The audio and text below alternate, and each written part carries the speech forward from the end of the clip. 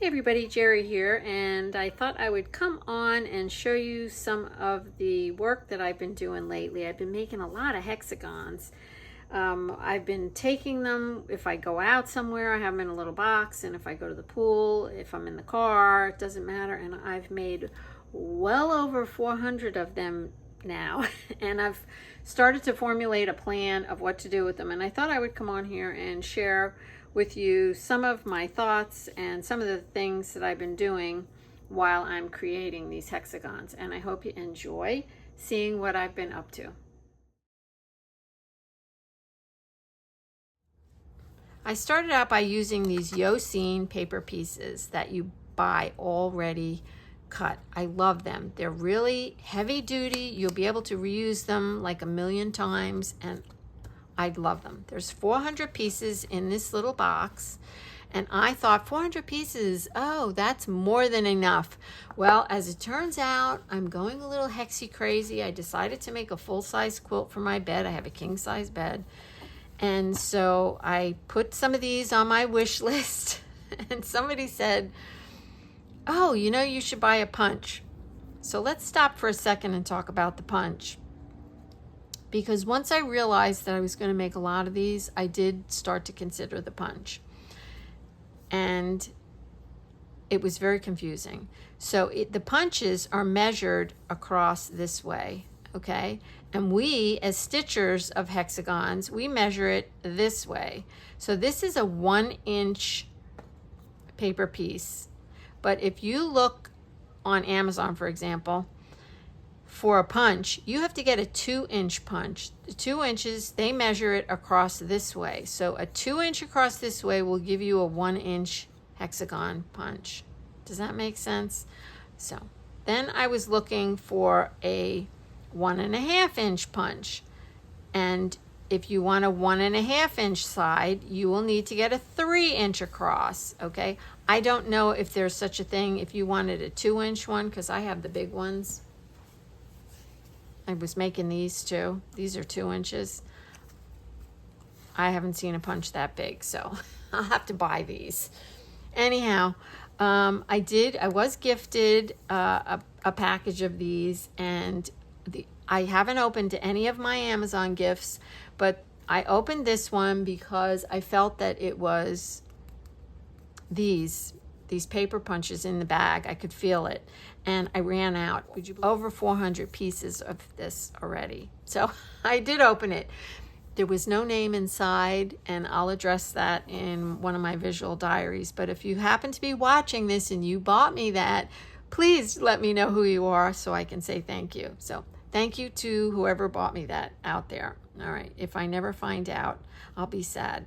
Okay, so now, what am I doing next? So I've done a couple of things. So I started out by cutting strips 2.5 inches wide, okay, because that fits on there pretty nicely. It gives me a decent size seam on both corners, and I do use a scant 1/2 inch, not a scant 1/4 inch seam. I like a bigger seam, so you know, you can go a little bit bigger than a 2.5 inch strip.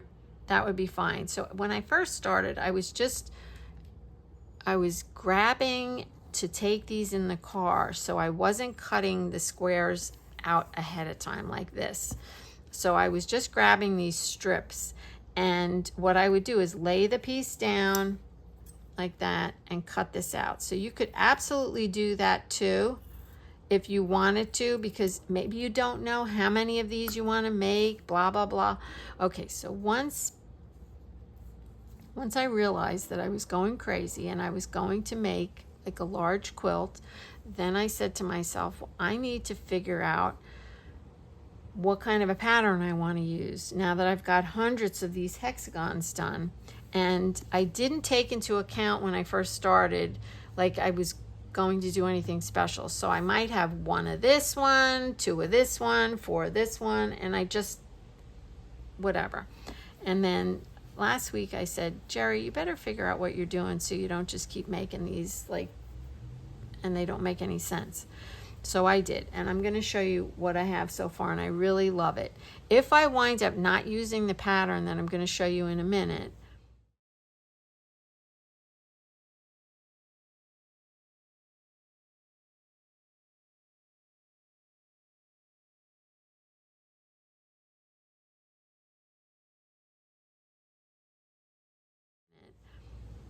I will, because I like the flower shapes. Let me just show you. I like this flower shape.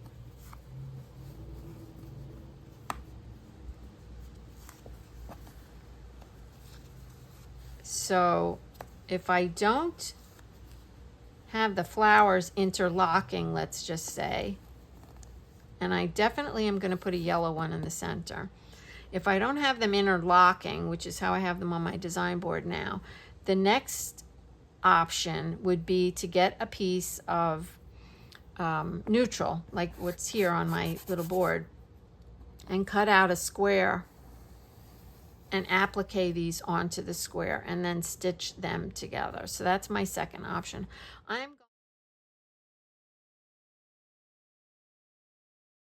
I'm going to do a few of this, and I already have the interlocking on the board, and see which one I like better. I am actually in love with the interlocking one with a yellow in the middle.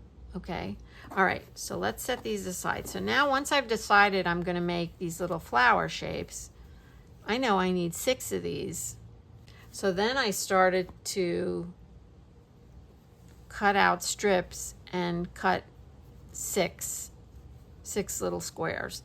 So now you see what I do, because I love to work like in a methodical way. You know that about me if you've been here for a while. So now I can be a little bit more organized with this project. All right, now that all this is out of the way, let me get rid of this and show you how I'm basting them. So, I mean, people baste these 50 different ways, I think. So here's my square.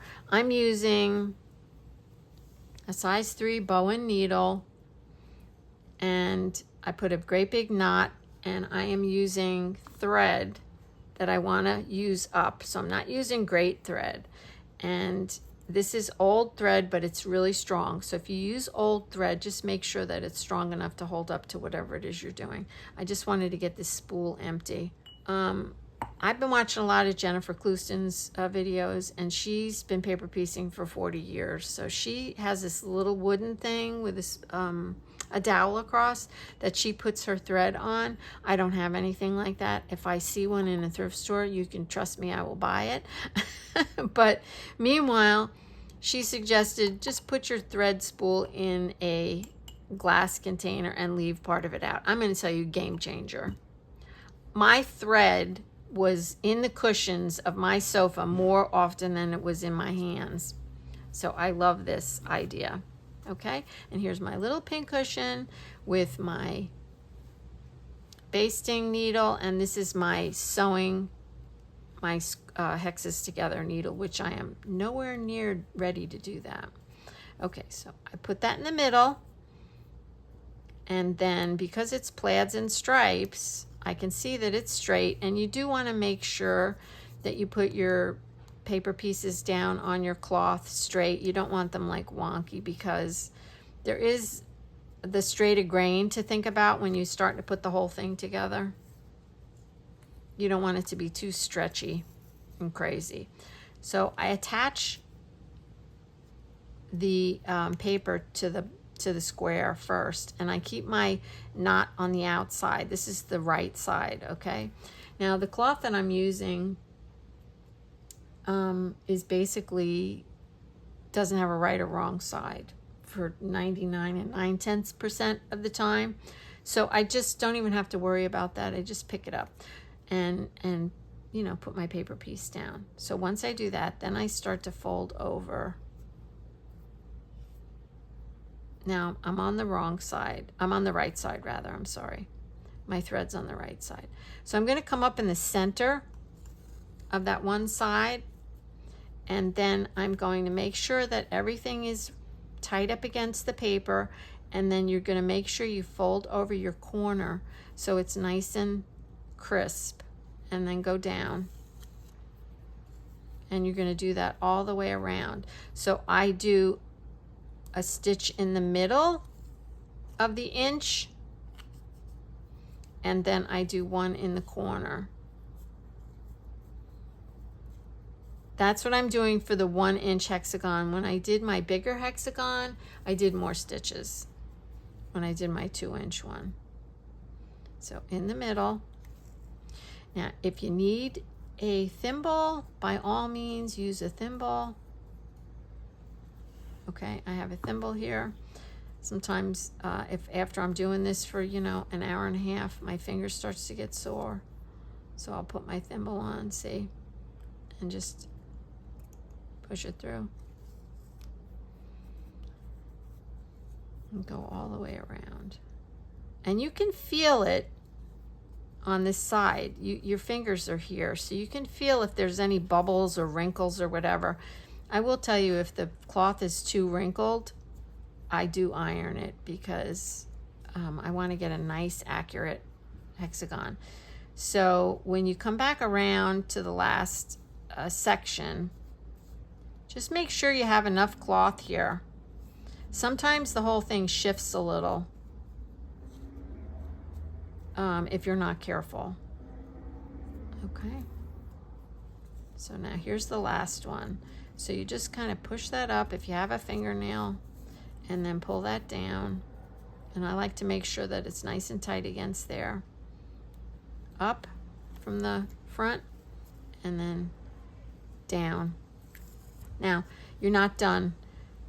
You have to take one last stitch. So you go where you began, okay? And then you go back down into that fold. Okay, and now you can cut that off. And I cut it off about 1 inch. Okay, now I do a whole bunch of these. I could sit and do these all night. I could do 40 of them, and then when I get tired of doing the basting, I'll go back with my sharp embroidery scissors, and I'll be careful of that first tack down, but I do want to get rid of these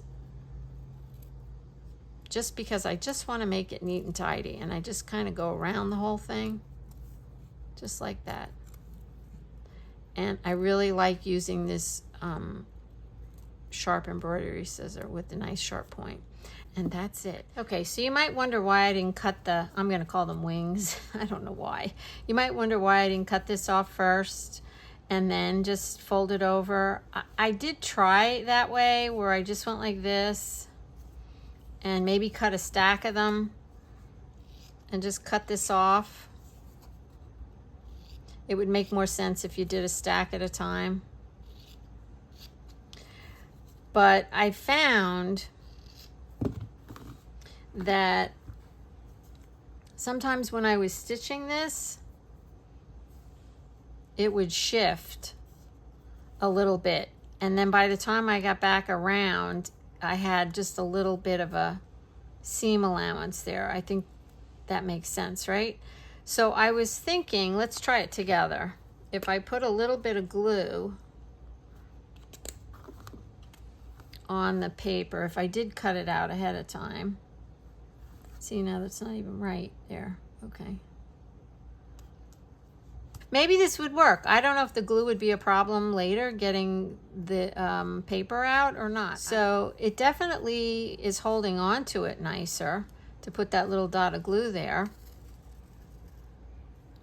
Then you don't need to do that basting stitch across the middle. I'm purposely going to leave that basting stitch out. In fact, I think I'm going to mark this. I think I'm going to mark this one so I can see later. I'll just put that little pink dot there. So when I go to take the paper out of it later, I can say, oh yeah, that's a problem, or no, it wasn't a problem. So this is not going to shift because I put the glue there. But when I tried the first one without the glue, like I said, by the time I got around to here, let's see how fast I can do this. So stitching with the glue worked out great. Everything was great. Nothing moved. And now I'm going to remove the basting stitch. So I'm just going to, I haven't done this before. I'm just going to cut the knot off and then use a needle to pull out the basting thread. Probably just pull it out like that. Yeah, and then just open it up and just, oh, it came right out. It came right out. It hardly even was stuck to it. So I'm going to just say that plan B. Okay, we're going to do plan B now and see what happens.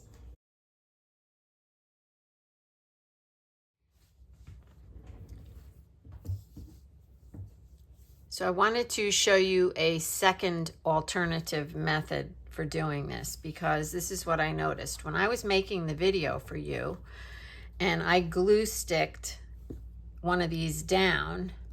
I went back 2 days later and the paper came right out. I do have to get that purple thing to pop these out, but the paper came right out. I was concerned that it would be stuck in there. So I started fooling around with the glue method, and I wanted to share that with you. So this is option number 2. So here we go. You have a glue stick, and you're going to be very light, okay, just a little bit, and then pop it down on your piece of cloth. Now I already have all my squares cut out, right? So I'm going to show you what I did. So let me just set that aside. So I just went through and I laid out all my squares, and then I just sat with the glue stick, and you can see I'm just being light. I'm not heavy-handed with it, and I'm putting it on, and it's nice and straight.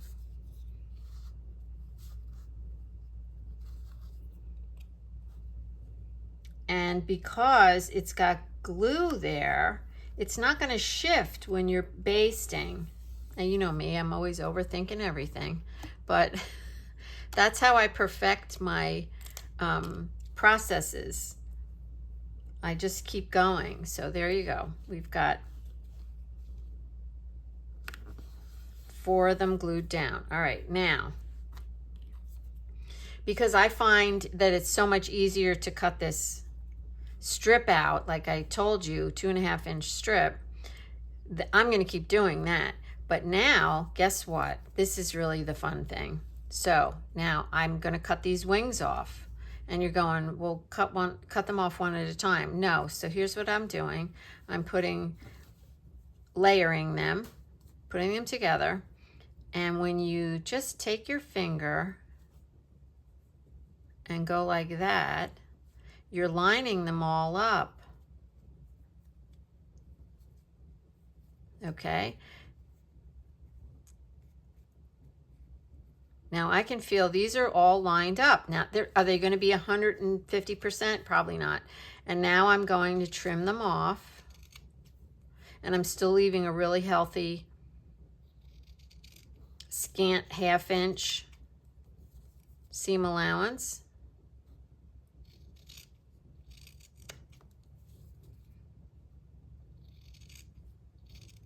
And I've been doing it this way the last couple of days. And this one's, I try to get rid of those little ratty edges, if you can see that. And then I can toss this right away. So I've actually gone back and done it to all of my squares. So some of my sets of 6, some of them already had been done. So I had to go back, because once I decided to do this flower and I needed 6, I had to go back and like get more, squares to make a set of 6. You understand that, right? So I just kept them together like this. So I went back and I did what I just showed you, and then I just went like that and just trimmed them off. I'm telling you, I've been stitching them like this. So this is a really nice option too. I think either way, the first way that I showed you or this way is nice. If you don't want to use a glue stick, then go with the first way. Or, definitely there's other YouTubers out there that are making these hexagons, and they're doing them all different ways. So see which way suits you, and you might pick up a tip from me and a tip from somebody else. So then this glue dries pretty quickly. then I just move it out, and you can see it's not like really like heavily attached, but it's attached enough, and you've got a soft hand with it. And then just start folding it over. And because it's glued down, it's not going to shift. And when you get back around to over here, there's plenty of cloth. I was very happy with this. Okay, so let's sew 2 of these together, and I am definitely not going to try to match anything. I'm going to not match anything. Okay, and I'm going to put these 2 together. And I'm going to use a size 9 bow and needle. So I've been watching Jennifer and the way she does it, and she recommended the size 9 needle. So I just got some. I did put some in the store. There's a couple in there. I wanted to try them. And it's a very fine needle. You might need a needle threader.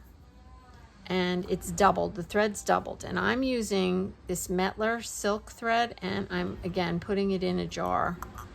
For ease of use. If you have thread heaven, you can use a little thread heaven. I can't stand it when the thread starts to separate on me, so I will even use a little beeswax on it, but don't use a lot because you don't want it to be like real waxy. Just enough to keep your thread together. All right, so I've got double thread with a knot on the end. I go in from underneath the seam, and I'm going to come out at the corner. Okay, so the knot's underneath all that. I'm going to do it exactly the way I do my whip stitch video, which is I go back in at the corner and try to take a decent bite. Now there is paper in there, whereas when I do my whip stitch, there's no paper inside there. So I don't have a problem, and then I put a little knot on the end there. I don't have a problem going, like grabbing a little bit of the paper on the edge. That doesn't bother me. You just want to make sure you get down into the cloth enough so that you're not just grabbing a thread and you're just going to do the whip stitch all the way across. And I do try to keep my stitches even, and my neighbor's doing something out there. It's always something down here. Okay, now when she gets to the middle, she does another little knot, just like this. She just catches it, catches the loop, and then she keeps going. If that's something that you feel like you want to do, go for it. I don't generally do that with my my regular whip stitch stuff, but you know, if I remember, I'll do it with this. Okay, I got one more stitch to go, which is right in the corner. So I want to get right into the corner, and I definitely will put a knot in the corner.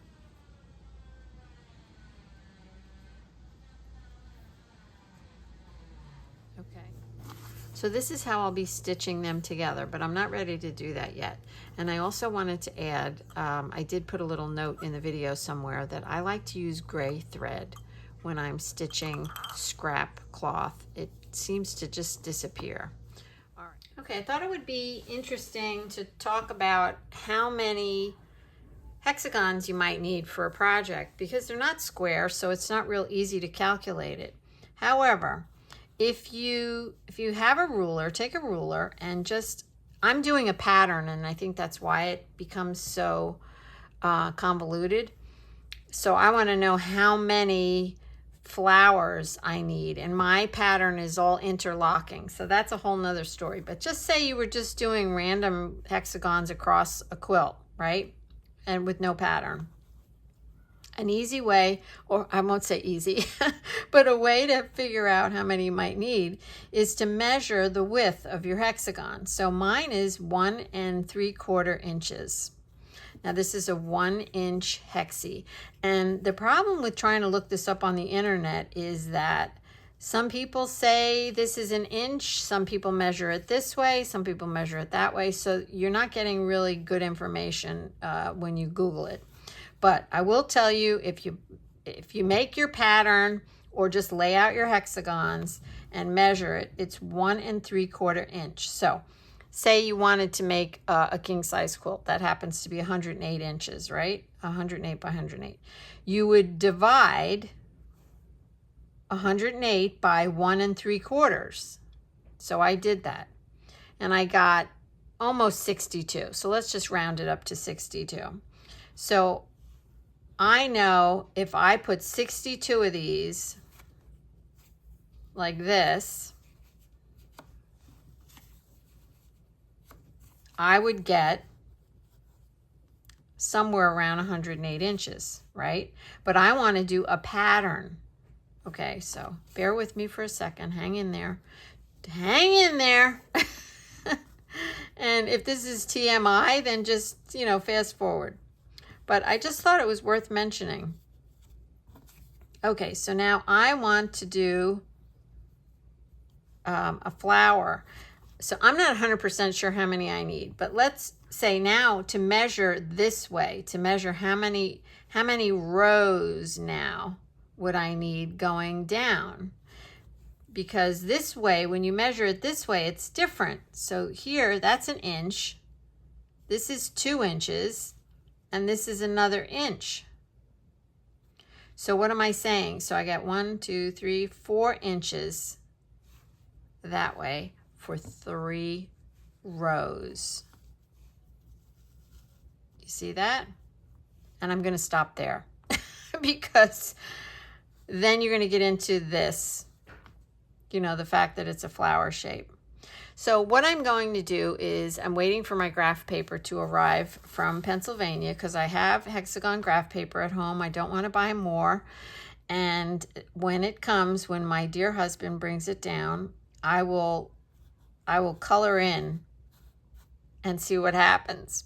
So I don't know if that is going to work, or I think it should work, right? If you're using graph paper. But for the time being, I'm just going to make them and just... Sorry about that noise. I'm just going to make them and just see what happens. And then when I get them made, I'll put them on my design board and I'll be back to report. All right, let's look at the design board for a second. Okay, calculations become a little dicey when you start doing patterns with hexagons because they are not squares, okay? And you can see how they don't fit like a square would. They're not straight across. So there's one flower there in the corner, then there's another flower, then there's, it goes up and down. So this is going to be a bit of a challenge for me, and that's why I said I wanted to use some graph paper. I will know with the graph paper, I'll draw it out on there, and then I'll know how many flowers I need. I know how many hexagons I need. I need over 4,000 if I don't put a border or something on. So if you know how to calculate how many flowers I'm gonna need without the graph paper, do leave me a message in the comments and we can get together. But I just wanted to tell you, if you want to know how many hexagons you need, you would just, measure out the width of one of your hexies, and then you can calculate it from there like that. So this is turning into a real challenge, but I really enjoy a challenge. And yeah, I hope that you enjoy, watching my process as well. Okay, so I'm interrupting this video. I'm outside, I'm editing it, and I'm realizing I need to explain something that I just discovered this morning about the hexagons and the pattern that I have chosen. So if you choose a pattern and you have like borders around it, or you have like a little dot here and there, it's going to work perfectly fine. But because I'm interlocking mine, what happens is the flower shapes will start to go like on the diagonal very slightly. And so I did a little research about it, and I don't totally understand. I can't explain to you the mathematics or what the degree is that they're starting to slant on, but I can tell you that any quilts that are made with this interlocking method, what they do is they just make a size, whatever size they want, and then they cut the edges to square it up. So if you look on the internet and you see a quilt like this, you'll see that the edges are a little askew. They're not the same on both sides, or top and bottom. That doesn't bother me. And then I'm going to put a little border around them to finish it off. And you'll see as I go along, I'll show you.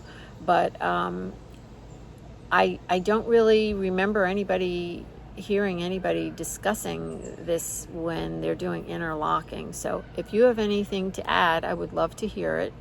And if I made it sound very complicated to you, I apologize. I think it's just a matter of making it, cutting it to square, putting a border on it, and calling it macaroni. Let's move on to the paper pieces. I did post a link in the description box below if you're curious and want to see what I'm talking about. There's a few quilts out there that are finished that you can actually look at the edges. Description box below. Let's talk about these papers. You do not leave these in your quilt long term, forever. You do leave them in while you're building everything. So you put them, you baste them, you have all these hexies. Now you're going to stitch them all together. They're all stitched together. Don't take the papers out until the entire piece is stitched together. It will stretch. Everything will start to stretch because you're holding it on your lap or whatever. So once you're all finished stitching everything together, then you can cut this knot off and pull the basting thread out and remove the paper. You'll do that all at once when you're ready. Now you're ready to put the batting in and the backing or whatever it is you're going to do with it. Okay, so that's the last thing you do before you put your layers together to make a quilt. The last thing I want to share with you in this video is this book, and this is where I have gotten my inspiration for using plaids and stripes, from this woman, Roberta Horton. Now, she wrote this book, Plaids and Stripes, and this cloth is it looks so old before you even start anything. So it's got that vintage appeal. It is really, really soft. When you make a quilt with this, it is amazingly soft. Has it held up over the years? Yes, I've made quilts decades ago and they are still in really good condition and they have been used. I have created at least a half a dozen quilts using this cloth. I have tons of it still. It amazes me that I still have as much as I do. Anyway, I wanted to share the book with you. I did take a class with her. This book is autographed. I used to go, little sidebar here, I used to go to Lancaster, which is in Pennsylvania, and there was a huge hotel there, and they would have conventions. It was a convention center, and they would have shows there, and every year they would have a quilt show. They would have teachers from all over the world, the country, whatever, come there and teach classes, and I used to go with like a gaggle of friends. We'd stay for a week. It was great. We had such fun, and I used to take classes. So I've got a lot of books from some of my favorite teachers with their signatures, and I treasure them. So this, let me just show you some of the pictures in here, and hopefully there's no glare. So this is a bow tie quilt, and this is the one that is up in my loft at the tiny house. I have made a couple of these. I have also made like a pinwheel. I've made stars and pineapple quilt that I gave away. The pineapple quilt I did as a fundraiser for the ambulance corps that I ran on many, many years ago. So there's a pineapple. Yes. So here's one. It's just all blues. So you can really do different things with even using the plaids and stripes. You can use all neutrals and do something. You can mix. I like the mixed look where you just use whatever. And that's what you'll find mostly in this book. This is beautiful. I just think they're so beautiful. They remind me of something you'd find on a farm, back in the day. So I just wanted to show you a couple pages. So she does have instructions, and she has, sorry about that. She has instructions, she has templates, and it's very interesting. And like I said, I've had this. Isn't this cute with the sneakers? Yeah, I did this one. I'll try to get some pictures of some of them and insert.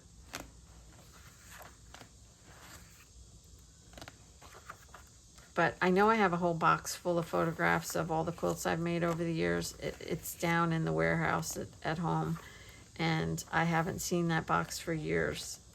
It's probably still packed. And I did a piece with hearts, and I do have a picture of that. My daughter has that one. This was just a table runner. I'll insert a couple pictures here at the end. All right, I'm going to say goodbye for now, and I hope you enjoyed seeing my hexie adventure. It's been really fun. I've been working on it like nonstop as a birthday gift to myself, just working on this hexagon quilt with no worries of doing anything else, and really have been enjoying it. So I hope you liked seeing this, and I hope I'll inspire you to, you know, make something yourself. Maybe you'll get some hexies out and make some with me. And don't forget to keep moving. Just play. No rules at all, ever. And remember to find something to be grateful for each and every day. I can't tell you how much I have to be grateful for this month. It is like beyond my imagination how amazing this month is going so far. So I will see you again soon. Bye for now.